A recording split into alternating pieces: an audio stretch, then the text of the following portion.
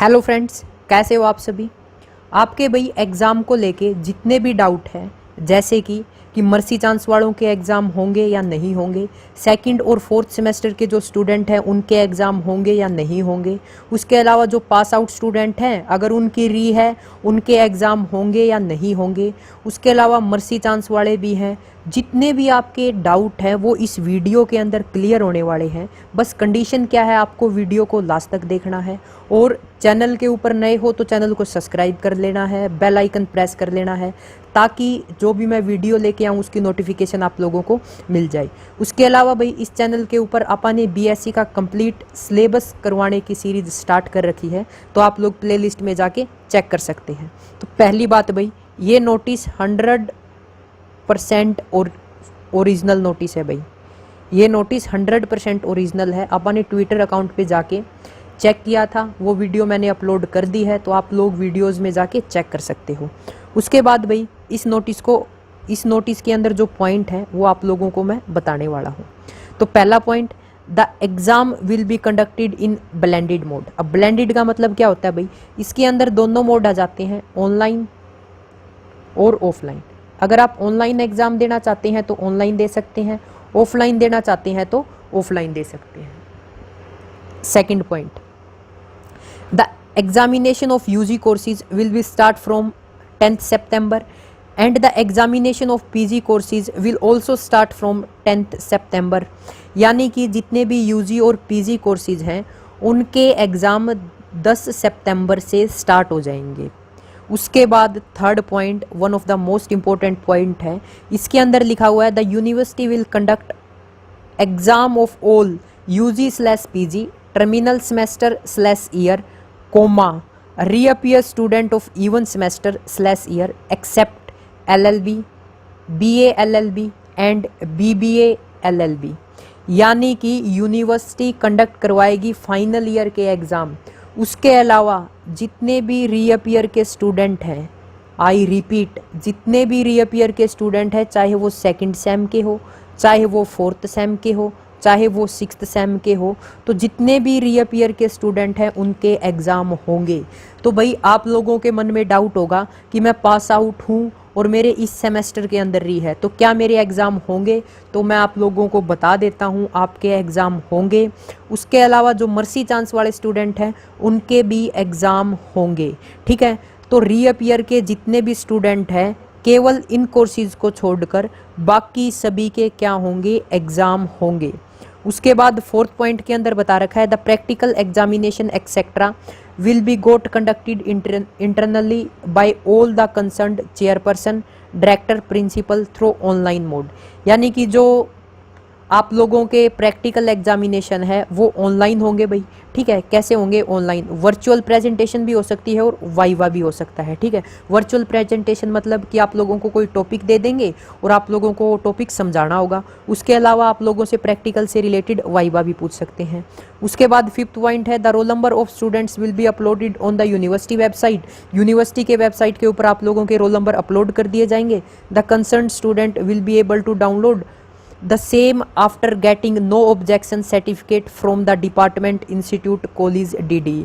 भाई ये no dues clear करवाने का टाइप जैसा ही कुछ है, इसके अंदर बोल रखा है जैसा अपन नोड्यूज क्लियर करवाते थे, नोड्यूज क्लियर करवाने के बाद आप लोगों को रोल नंबर मिल जाते थे, वैसा ही इसके अंदर बोल रखा है। अगर आप लोगों का नोड्यूज क्लियर है, यानी कि कॉलेज ने आप लोगों को क्लीन चिट दे दी है, तो आप लोगों को रोल नंबर मिल जाएंगे भाई। However the private eligible students can download their roll number directly from the university website. उसके बाद जो प्राइवेट स्टूडेंट हैं उनके रोल नंबर यूनिवर्सिटी की वेबसाइट पर उनको मिल जाएंगे। If any student roll number / name is not available in the list, in that case he or she can contact to the result branch through email. अगर किसी student का roll number या name नहीं आता है तो वो एग्ज़ाम ब्रांच में कॉन्टैक्ट कर सकता है, और उसके किसके थ्रू कॉन्टैक्ट कर सकता है ये उन्होंने ईमेल दे दी है। अब नेक्स्ट पॉइंट बोल रखा है the question paper as per date will be uploaded on university website. यानी कि जो क्वेश्चन पेपर है वो 10 बजे आप लोगों को यूनिवर्सिटी की वेबसाइट पे मिल जाएगा। और ये बोल रहे हैं उसके अलावा हम ये question paper chairperson, director, principal को भी भेज देंगे थ्रू ईमेल।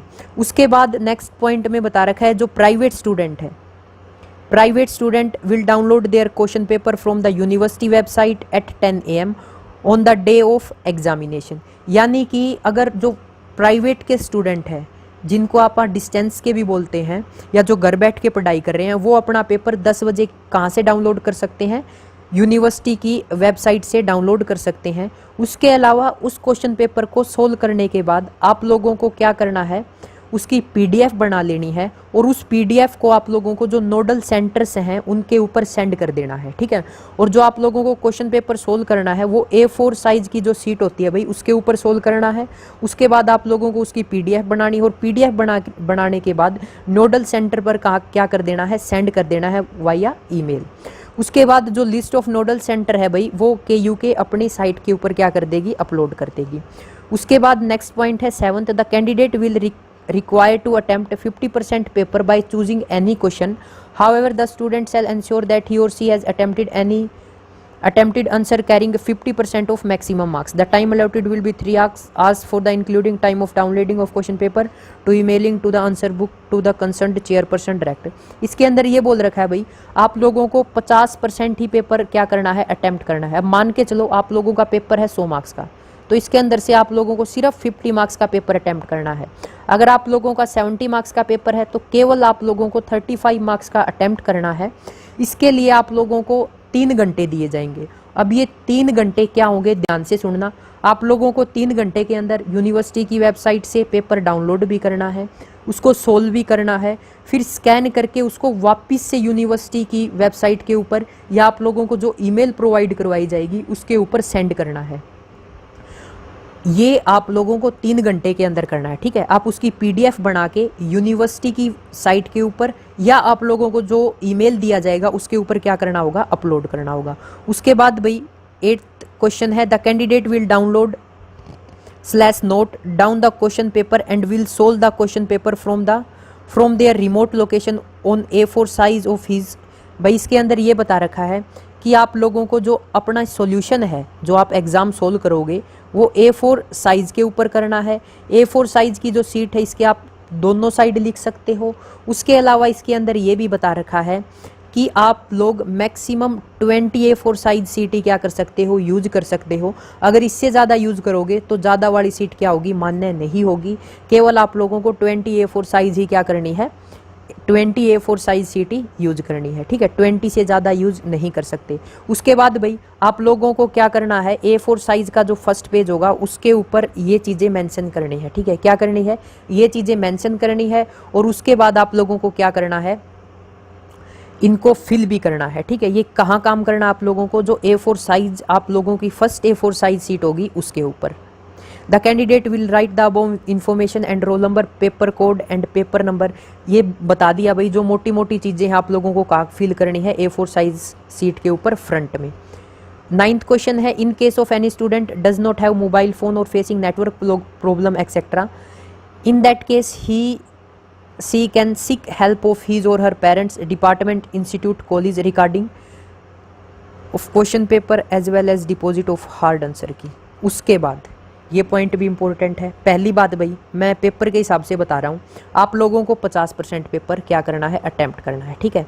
दूसरी बात, आप लोगों को 3 घंटे दिए जाएंगे। अब 3 घंटे के अंदर आप लोगों को पेपर को क्या करना है, डाउनलोड भी करना है, उसको सोल्व भी करना है और सोल्व करने के बाद आप लोगों को क्या करना है, उसको सबमिट भी करना है, ठीक है। इन सब के लिए 3 घंटे दिए जाएंगे।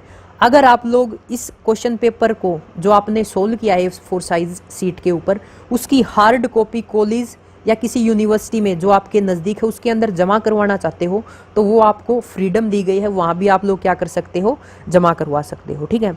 बाकी पॉइंट इतने इंपॉर्टेंट नहीं है, जो इंपॉर्टेंट पॉइंट थे वो मैं आप लोगों को बता चुका हूँ।